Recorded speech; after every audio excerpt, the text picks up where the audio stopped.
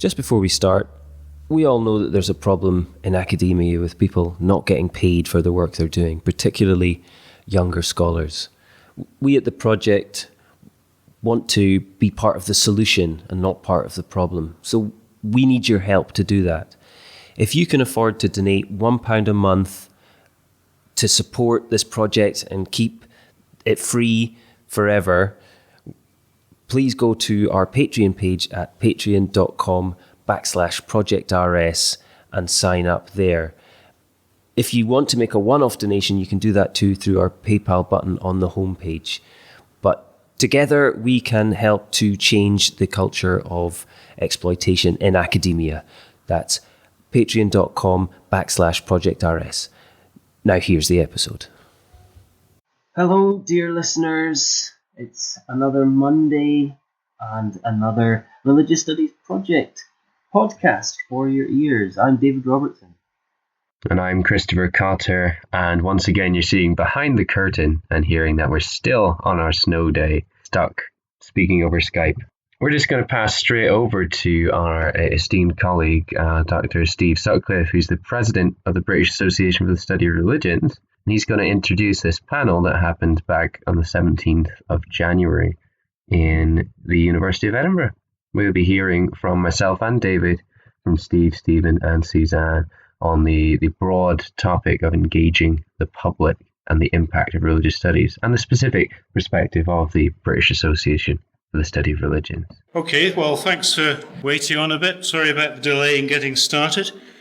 Because impact and knowledge exchange are so much the discourse of the day for academics, whether you're still a research student or you've got a post, we thought it would be useful to have some kind of brief event where each of us from the committee of the British Association for the Study of Religions said a few words about what they thought some of the challenges and issues of that were for the study of religions, for religious studies in particular. So we tried to put together this panel to tie in with a committee meeting of the British Association of Study of Religions, which we've just come hot foot from in the McIntyre room, because of course our committee members live all over the country. And Stephen in particular has come up from Wolverhampton and spent most of the day on the train, even getting here. And Suzanne, who'll be familiar to some of you as a former student here, has come up from Leeds. So we thought we'd be all in one place. Let's also do some kind of outward-facing event. So we've got 4 brief informal presentations from each of the folks here: David Robertson, Christopher Cotter, Stephen Gregg and Suzanne Owen.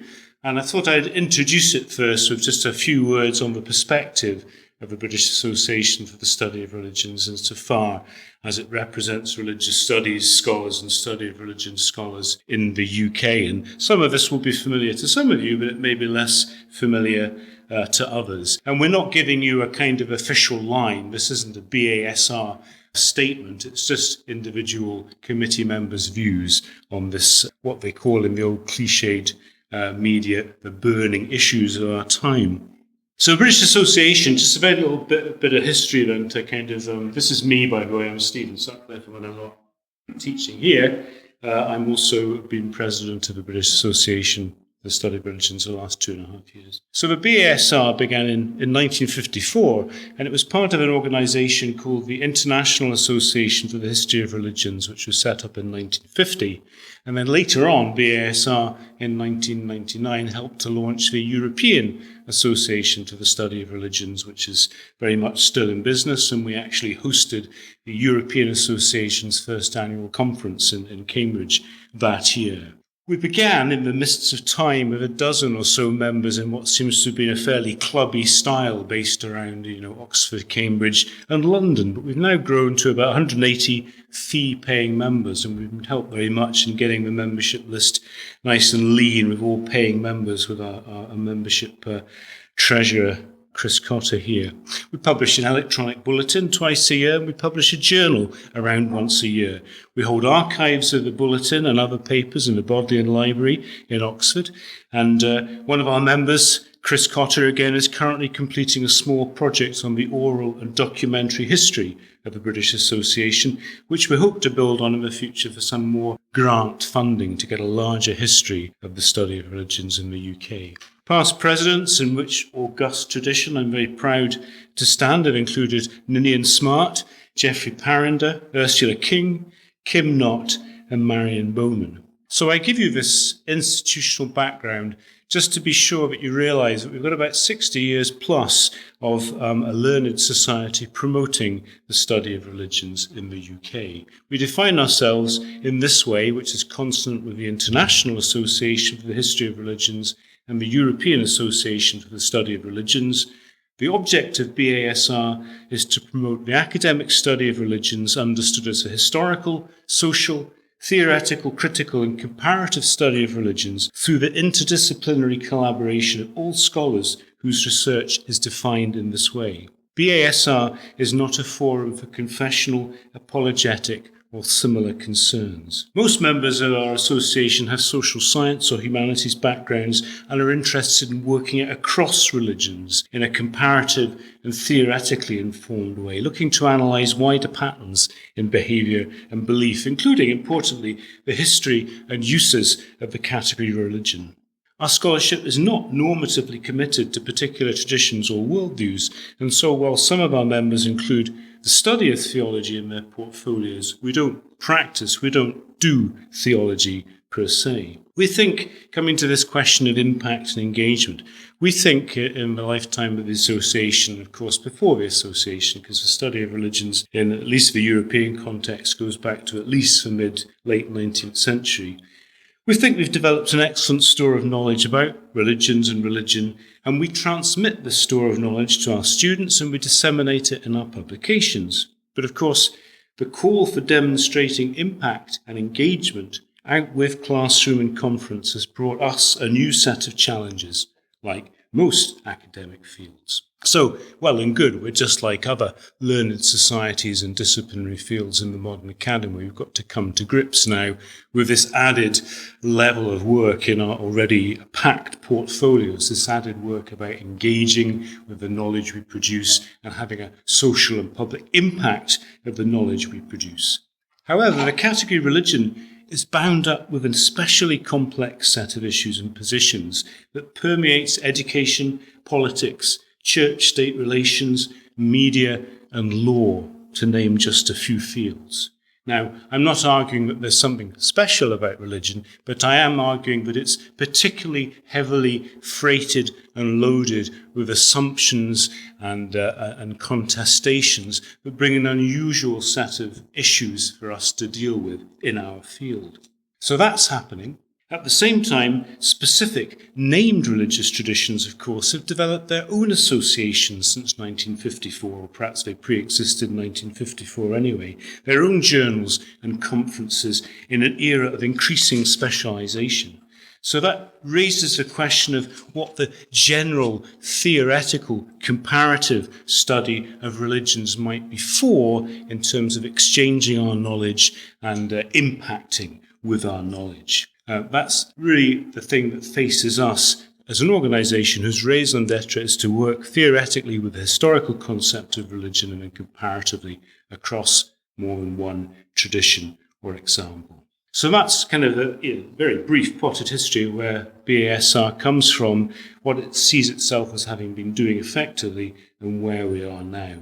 The arrival of knowledge, exchange and impact. Impact was 20% in the 2014 REF and will be 25% in the 2021 REF, is now a particular challenge for us. So this little informal panel is specifically about what impact is religious studies making and what knowledge is it exchanging. So having said that, I want to now open the way to our first contribution on that theme, and it's Dr. Stephen Gregg from the University of Wolverhampton.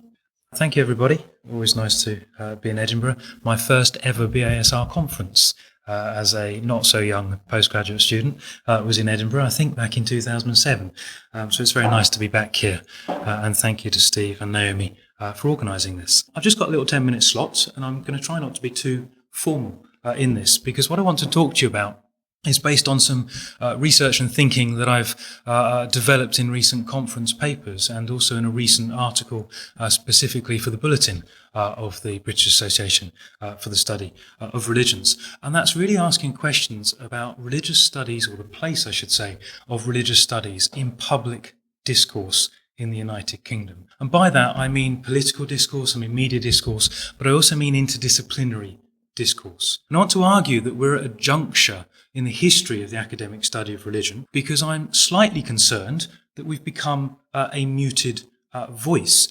You're probably familiar with Charlotte Hardman's term of muted voices. She used this to look at female participants in some of her early anthropology in the 70s and 80s. But a muted voice for Hardman is those groups whose medium of articulation is not easily grasped by other sectors of the population, groups who are marginal or submissive to the dominant power group. And quite simply, I want to argue that religious studies, I think, has become a muted voice. I think this is important particularly, and I want to agree with Steve, that there's nothing special about religion. I'm not having a sui generis argument at this point, but the fact remains is that everybody has an opinion on religion. If you are an accountant, you don't go to dinner parties and people get really het up about accountancy methodologies. A friend of mine that did his PhD at the same time as me, who was studying barnacles in Swansea Bay.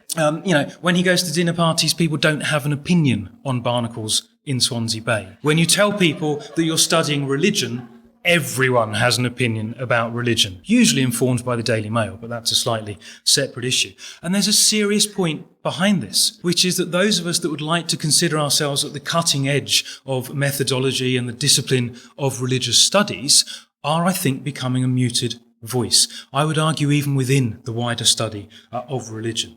This comes out really of changes to approaches to religious studies in recent years, particularly the shift away from the world religions paradigm towards a new paradigm which is variously called vernacular religion, living religion, everyday religion. We're still arguing about the terminology there. And this really rests on scholarship from Premiano, Ammerman, Orsi, Harvey, Maguire, and I've made some modest contributions to this debate myself. And this examination of lived or living religion preferences people, not texts, practices rather than beliefs. And this cutting edge of the study of religion, I want to argue, is absent when we look at media discourse, political discourse, and crucially interdisciplinary discourse when it approaches the study of religion in different contexts. And I want to give you just a couple of examples of this, because I'm very aware that we're short on time here. One example is political discourse. You may have noticed in the cabinet reshuffle last week that one of the new faces is Raymond Chistey, who is a Conservative MP of British Asian heritage. And under the old government of David Cameron, he consistently lobbied Parliament to use the term Daesh instead of ISIS when it was talking about the terrorist group in Syria and Iraq. And he did this on the grounds that he didn't want the word Islam or anything to do with Islamic linked with a terrorist organisation. And I totally understand the political expediency for that and help with community relations. But the problem I have with this, and this isn't a deep analysis of ISIS, this really isn't the time and the place for that, but the problem I have with that is the assumption behind it, which is that anyone that commits a violent act in the name of religion isn't a real Muslim. Or if we're thinking of suicide bombings in Sri Lanka in the Civil War, they're not real Buddhists. Or, sexual abuse by clergy isn't something that a real Christian would do. And this understanding of religion as a benign act, this essentialism and reductionism of what religion is, takes away the everyday experience of people that I hope you disagree with. I hope you think these are horrible people if they're committing violence in the name of religion, but they are doing so in the name of religion. And so what we get is a confessional, theological approach to what religion is, essentializing it in this benign hermeneutic circle, which I think mutes the voice of people that are understanding the everyday experiences of these religious practitioners, whether we agree with their actions or not. This saturates public discourse within the media, within politics. It's always faith leaders that are interviewed It's never an expert on a particular religion. It's always the local imam or someone from the British Council of Muslims or someone from the Hindu Council of Britain or so on. And again, we're preferencing this notion of confessionalism. We can see the new initiative of the Religion Media Centre. We can think of religious literacy projects that have run out of several universities in recent years. We can think of the Archbishop of Canterbury saying how important it was, just in the last few months he said this, that we improve religious literacy. Well, I don't think anyone in this room would disagree with that. But whose understanding of religion are we going to improve the literacy of? The confessional theological understanding of the Archbishop of Canterbury or the academic study of religion in diverse contexts? This filters down through education systems as well. You can think of our recent, or current, I should say, education policies, where the study of religion is not a part of the national curriculum, but is still a legal requirement to teach. In schools, and I have to say I'm not an expert on the Scottish education system, but certainly within England, religion is something to do, not something to study. It is something that is practiced and that is confessional from its starting point. And it concerns me that religious studies has become a muted voice within this discourse. Just very briefly, I want to talk about interdisciplinary contexts. If we're changing what we mean by religion, by looking at everyday practices, by people instead of texts, practices instead of beliefs, if we're understanding mundane everyday actions as religious action, then when we talk to an art historian, or an archaeologist, or a museum curator, or someone in textual analysis, and we're using the same terms but meaning radically different things, how is that working in an interdisciplinary way? I wonder that we're often having divergent, not convergent, conversations. But I don't want to be completely negative about this. I want to suggest that there are solutions. Talking to Steve about this informally, he's used a phrase a couple of times which has pricked my ears up. And Steve Sutcliffe has said that we need a Ninian Smart moment, which is we need a new sort of revolution as to what the study of religion is, perhaps beyond the religious studies of the late 20th century. And I think we need to start by looking at public discourse and focusing specifically on diversity. I think it's very simple, and we make small, simple steps. Because when you're trying to explain to a journalist that actually this is complicated, that's not what a journalist wants. They want a soundbite. They want public discourse about our academic disciplines to be simple and to be black and white. Well, binaries don't work anymore. We know that. You look at religious identity, belonging, insider, outsider, doesn't work with binaries. So I want us to make those first small steps by focusing on diversity and particularly hyper diversity. And if we take those small steps, perhaps the religious studies cutting edge, this new move away from textbook essentialisms of Christians believe this or Hindus do that, can filter down into public discourse about lived religious experiences beyond the textbook boundaries of identities and practices. Thank you. All right, thanks very much, Stephen. I will move swiftly on. So we'll have the 4 presentations and then we'll have plenty of time for discussion about the themes arising. So very pleased to welcome back Dr. Suzanne Owen, who studied here for her PhD and her undergraduate degree and is now reader in religious studies, University of Leeds, Trinity. And I think Suzanne is going to address the question of, I mentioned the category of religion and how this was, an important part of the expertise of our field. And she's going to look at a case study where expertise in how categories are used actually does have some quite important impact. Yes, well, hello. So I'm going to talk about charity registration of a particular case and showing as an area where scholars of religion have had some impact and where they could have even more. And this case in particular shows these points. So the charity registration is one means by which a group can claim status as a religion in the UK, as groups must also prove that their religious activities are for public benefit as a charity. This then domesticates religion by forcing groups to conform to perhaps liberal Protestant Christian values, that religion is a force for good, benign.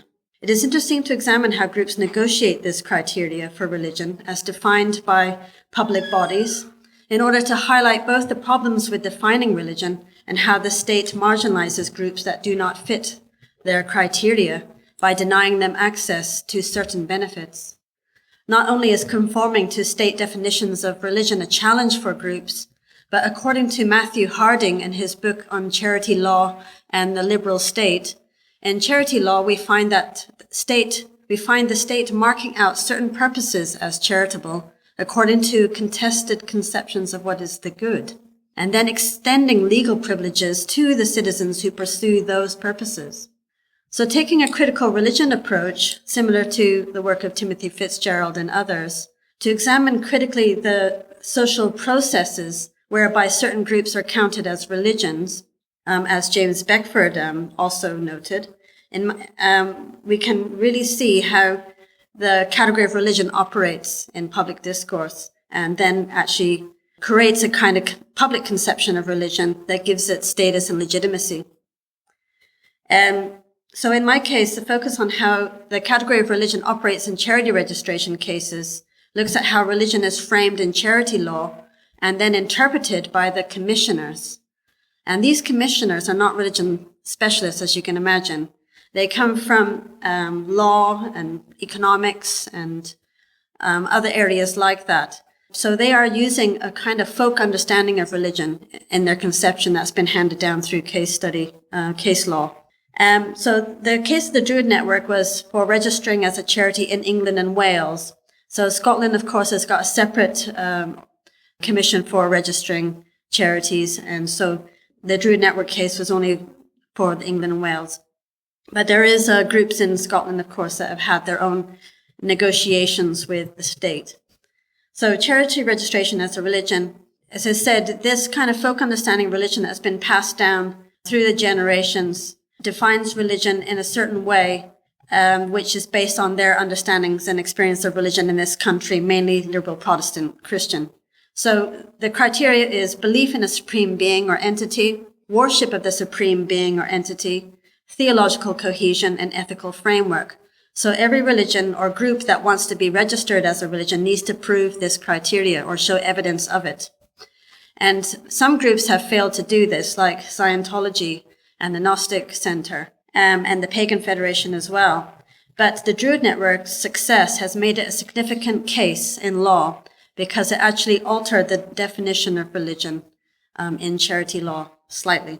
And much of their success seems to be due to the influence of the scholarship on religions, particularly a statement that was sent in with the application by Graham Harvey at the Open University in religious studies.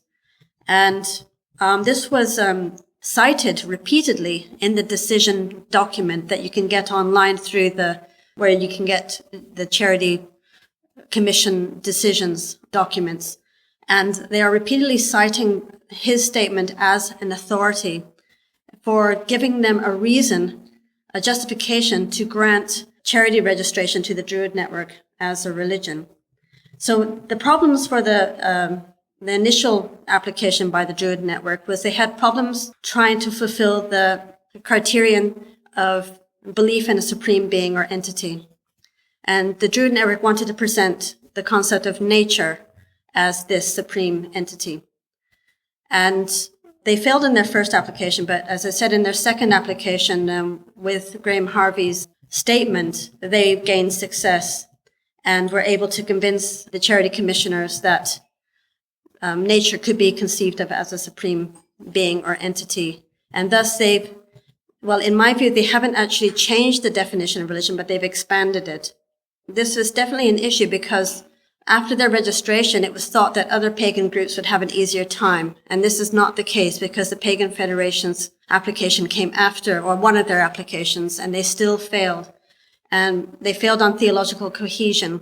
And they contacted me because they knew that I was working on the Druid Network case. And basically, I think for them, they would have to either present themselves as a single religion, which they don't at the moment.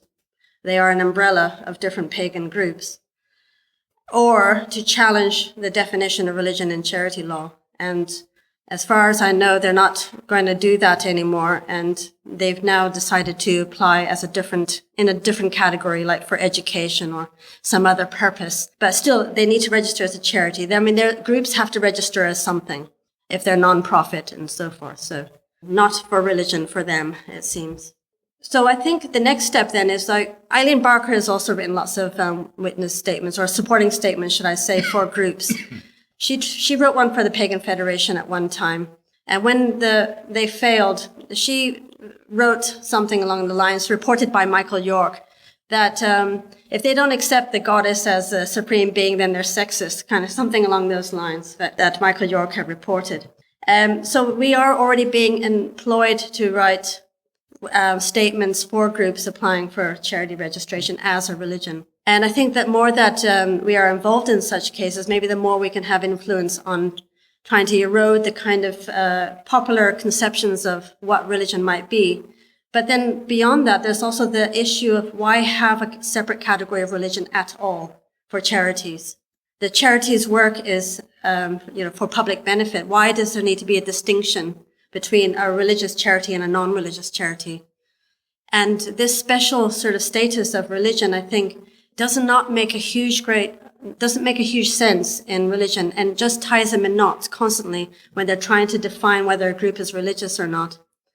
This is an area where we can look more broadly at how the category of religion is operating and also how it is actually a hindrance and a problem within the state as well. So we're looking at the discourse and conception of religion.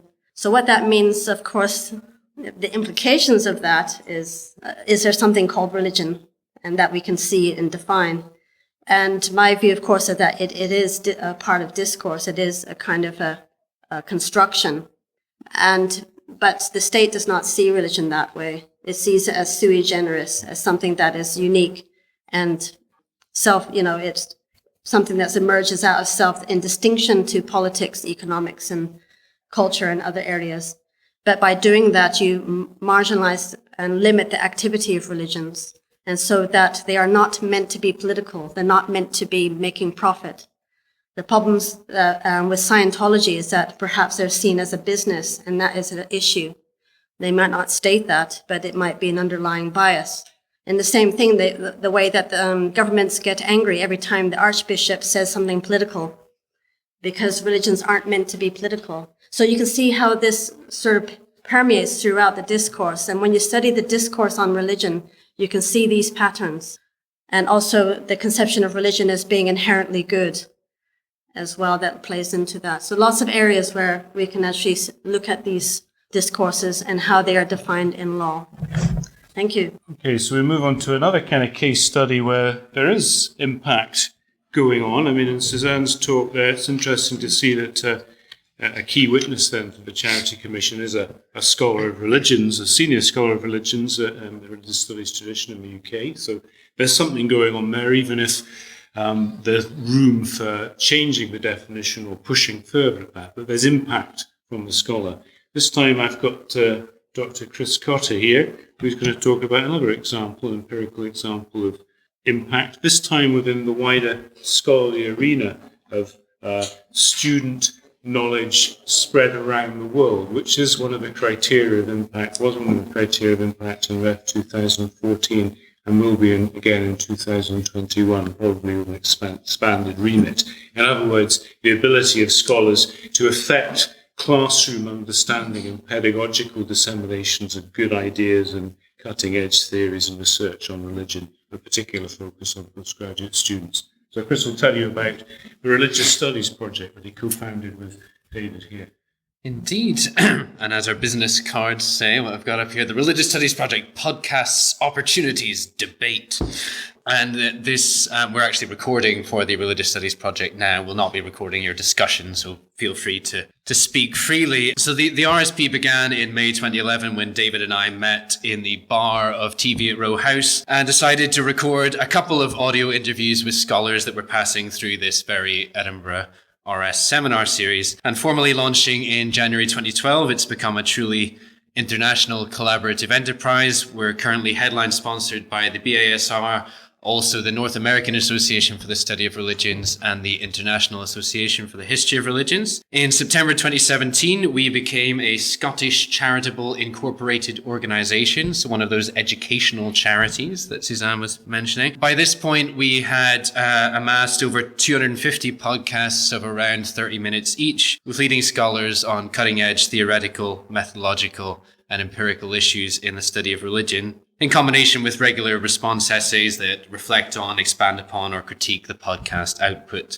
And by September 2017, listeners had downloaded our podcast over 400,000 times, with new podcasts averaging over 1,000 downloads in their first week, growing to over 7,000 for some of the more established ones. The website receives over 150,000 hits per year, and we're currently followed by over 4,700 accounts on Facebook and 4,200 on Twitter. But why do podcasts at all? So back in 2012, we could see a number of advantages to the podcast format. We thought about our own consumption of the medium. They provided us with company when engaged in lonely, solitary tasks, a feeling of community, a personally curated 24/7 radio station on topics of interest, and an accessible entry point to a wide variety of topics. But where was the podcast for our chosen discipline, the academic study of religion? So we decided to start recording the podcast that we wanted to hear. And this format, we think, democratizes knowledge and humanizes knowledge production by giving listeners a chance to hear academics talking naturally and offering an introduction to topics somewhere between a Wikipedia entry and a sort of full-length journal article or book. A lot of material can be covered in half an hour, yet this can be digested at the listener's own pace, time and time again, ad infinitum. And regardless of our position in the field, we all have to focus our reading, and a podcast can help fill those gaps that we don't have time to, read and help us to keep up with the latest research and current perspectives on older scholars and themes. But also in an era of departmental streamlining and closure, and with increasing isolation and stress brought on by the marketization of education and by limited budgets for conference participation, etc., regularly listening to a podcast, we hope, can provide a vital connection to the world outside the confines of one's own institution that can be academically stimulating and provide a sense of community and common purpose. And similarly, given the increasing pressure to relate research to public interest and to make sure that our research is accessible for the public and has impact, recording a podcast is a simple and efficient way to disseminate research freely and accessibly to thousands of potentially interested listeners and in perpetuity. So in setting up the RSP, we quickly adopted an attitude of don't wait to be given permission. And this attitude has pervaded our output to this day. The point wasn't merely to replicate existing academic structures and outputs, but to complement, challenge, or expand upon them.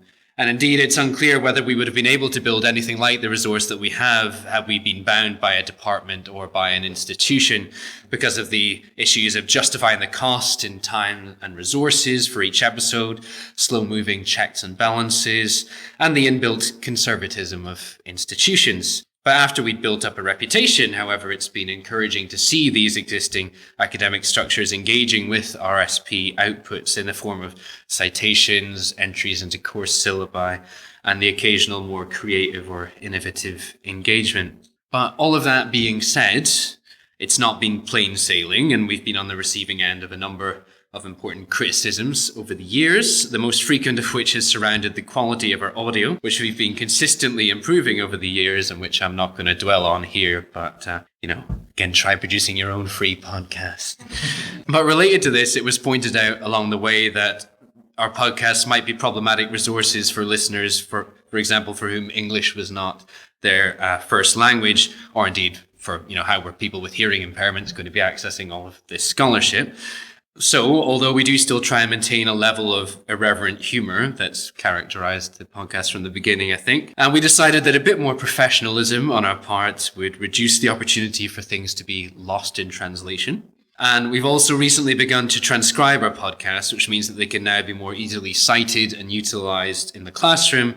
And this also softens some of the barriers surrounding spoken English. But of course, that adds a lot in terms of time and costs. A half an hour podcast can take 2, 3, 4 hours to transcribe. On a different note, Given our, so by our I'm referring to David and I, our situatedness as two white, relatively privileged, relatively heterosexual British men who've been closely associated with the RS system at the University of Edinburgh for over a decade, and who have very specific, very niche research interests, it's hardly surprising that despite our best intentions, RSP output has not been as wide-ranging, representative, or diverse as it arguably should be.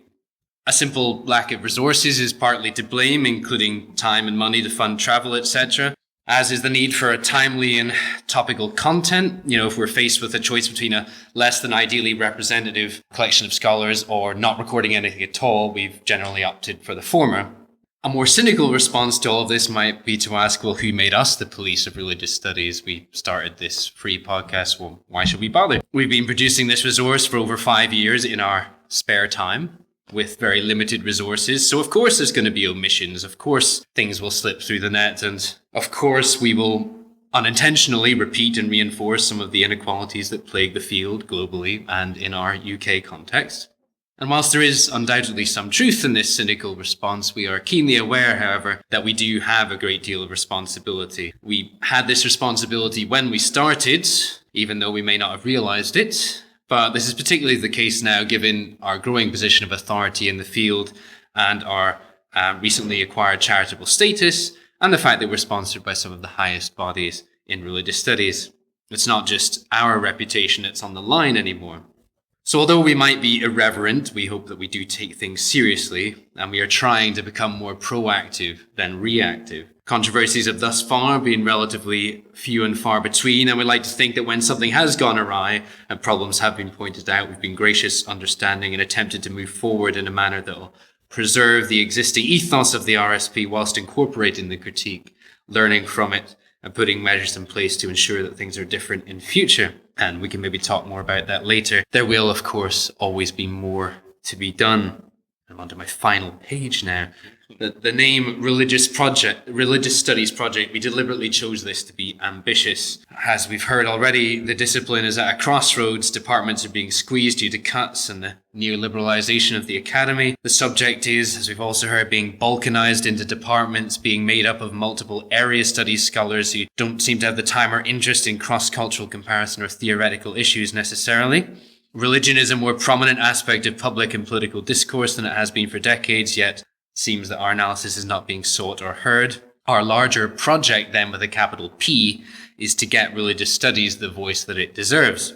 No one knows what RS does. We can help to change that. We believe that these topics are intrinsically interesting, and we know that a person talking naturally about a subject that they're passionate about is always engaging. However, too few of us know how to actually go about this, and these are not skills that we're typically trained in as academics, and moreover, the current academic climate, we'll see how this develops, rewards us for work aimed only at our peers and all but inaccessible to the public in journals, conferences, committees, etc. The RSP here has built a platform for scholars to put forward research for free and in a way that anyone can understand, which, after all, should be a central concern for the publicly funded intellectual.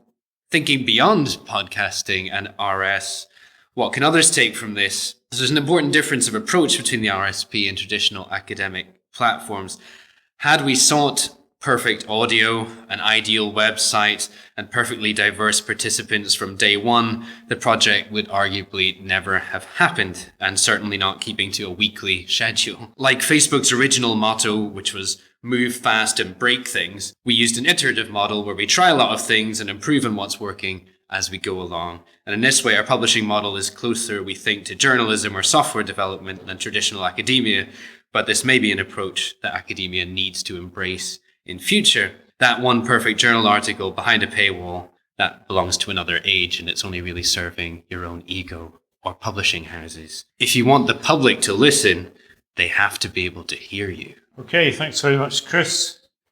On to David Robertson now. Dr. David Robertson of the Open University is going to ask a very clearly defined question.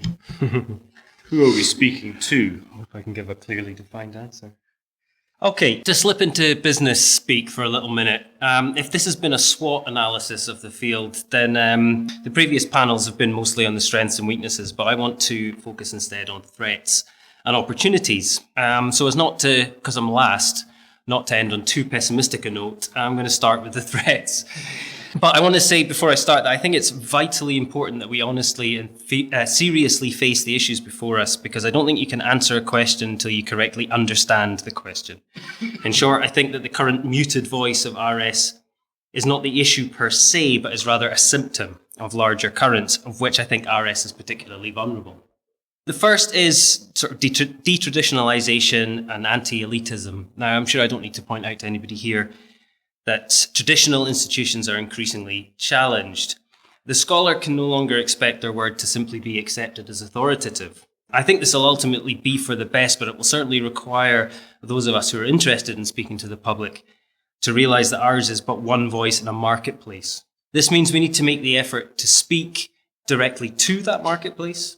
We need to speak and write plainly and simply, and importantly, without appeals to intrinsic authority. And we need to sometimes put aside concerns that are of primary interest to specialists. But the bigger issue is not only whether the public can hear us, it's whether they even want to.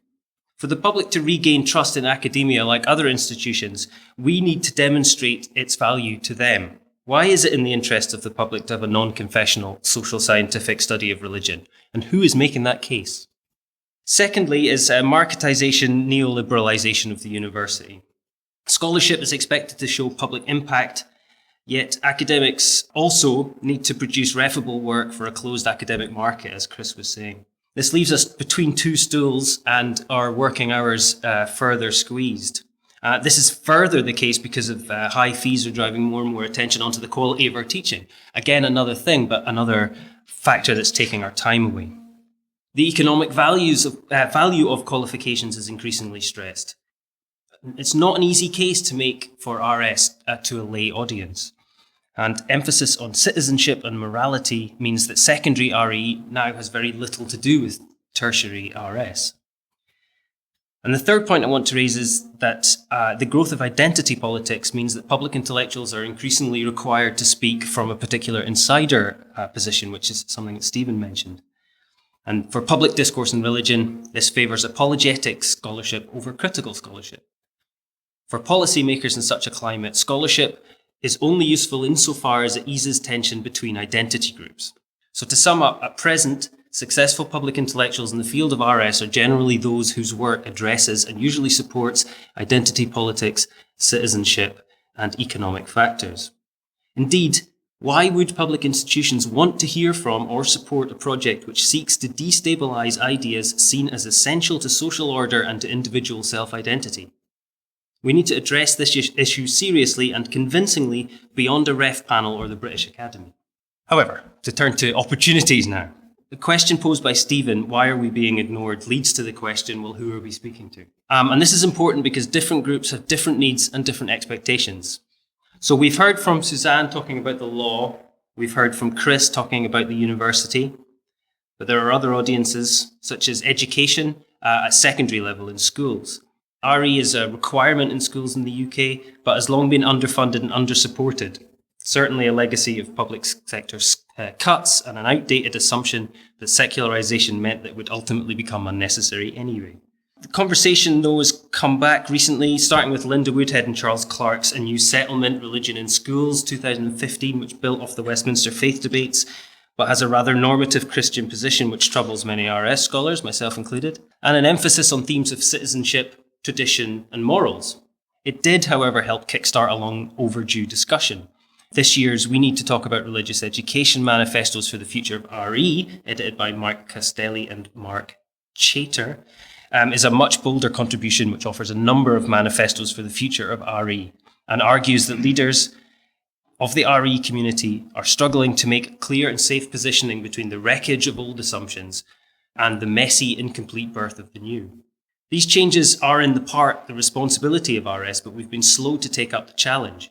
There's definitely been some progress, however, and a number of colleagues have become much more involved in teaching and learning issues, particularly Dominic Corrywright of Oxford Brookes, who was until recently a committee member of the BASR, and Wendy Dossett of Chester.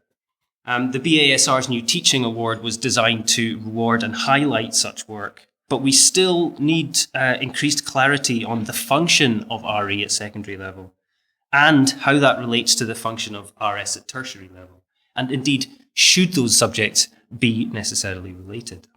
A fourth audience is media, which Stephen talked briefly about, but I would like to add a slightly more positive note. The old media is on its last legs. Newspapers and TV channels as we know them today won't exist in 10 years' time. Long-form media, however, like documentary series and podcasts, are growing year on year. We're in a unique position to be able to seize the means of production here, but it requires clear ideas, strategies, and above all, action. The traditional media still thinks in terms of sensation and conflict, but at the same time, there's a move to long-form documentary work, which is allowing for greater subtlety and nuance.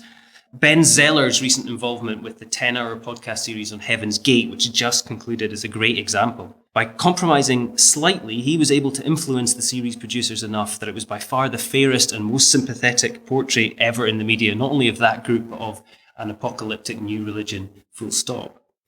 I'm at present involved in the early stages of two similar projects, although on a much smaller scale. And in both cases, simply setting out some of the historical background to the producers to show that these ideas do not simply just spring from nowhere has been enough to influence the direction that the project's going in. If we consider how much time we spend on journal papers and the return on our investment, this is obviously worth doing. And there is no real reason why such projects can't be part of a ref submission. It's something that other disciplines do all the time. The final one I want to bring up briefly is policymakers, including security. Now, Inform has had a great influence here, as Suzanne mentioned already.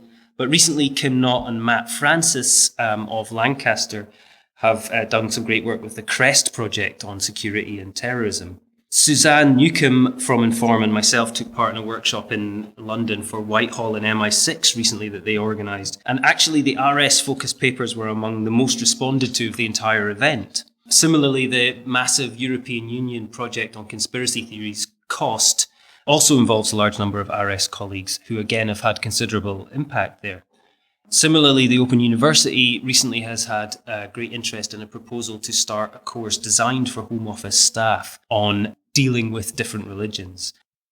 The short version of this is that, in fact, although these people are actually even busier than we are, if we can make our services available, there is a ready demand. They're keen to hear what we've got to say, especially if we can make it practical. So we need to think about more realistic ways in which we can make that possible.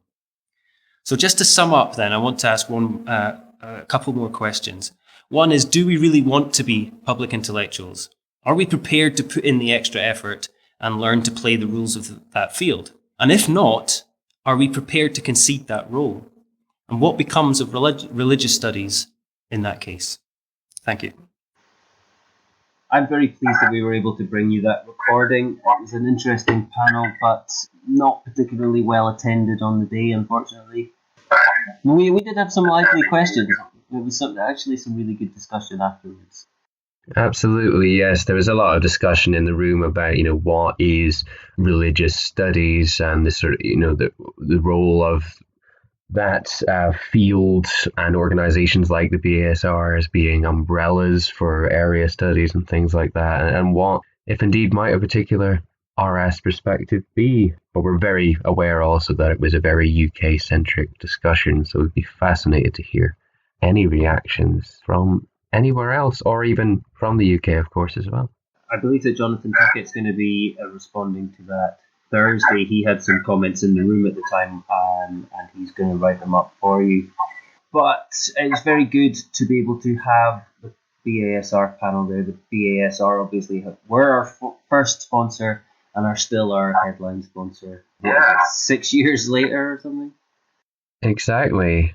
And on that topic, next week we've got a very distinguished scholar speaking with Hans van Eygen, and we've got Michael Pai talking about religious change in Japanese Shinto. Michael Pai was the first ever bulletin editor for the British Association for the Study of Religions, and later became secretary, president, and then was also president of the IAHR, who are also one of our sponsors, and he's been based in the UK and then in Germany, and done an awful lot of work in Japan as well. So he's got a lot to say to disciplinary formation and to this specific topic of Japanese Shinto, which again is something that we've never, I think, touched upon, except perhaps in Jason Josephson's interview on the invention of religion in Japan. I think there was some Shinto content in there. Yeah, but it's wanted to cover more and just haven't really been able to for whatever reason. We need to make more of an effort at the IAHR in 2020 to try and get some more Asian scholars involved. But perhaps also if you're a listener and you're based in Japan or somewhere else in Southeast Asia, and you'd be prepared to do a few interviews for us, please do get in touch, because that would be a wonderful contribution to our huge back catalogue of interviews. Absolutely. Since we've mentioned the BASR and IAHR, we should also mention the NAASR. We are also a headline sponsor. And all our Patreon subscribers, currently 20 now, so it's creeping up. Thank you so much to everyone who's joined recently. That's a huge benefit to the project, and it really allows us to consolidate things like having the transcription every week, which is a lot of work, but you know, these little contributions, whatever you can give us, it all adds up, and you know, makes us able to ensure that the project continues on in the degree of quality to which you've become used to. So we'll be back next week with Michael Pye and Hans van Eygen, and hopefully we'll be in person recording on our usual kit. And what have we got to say now, David? Thanks for listening.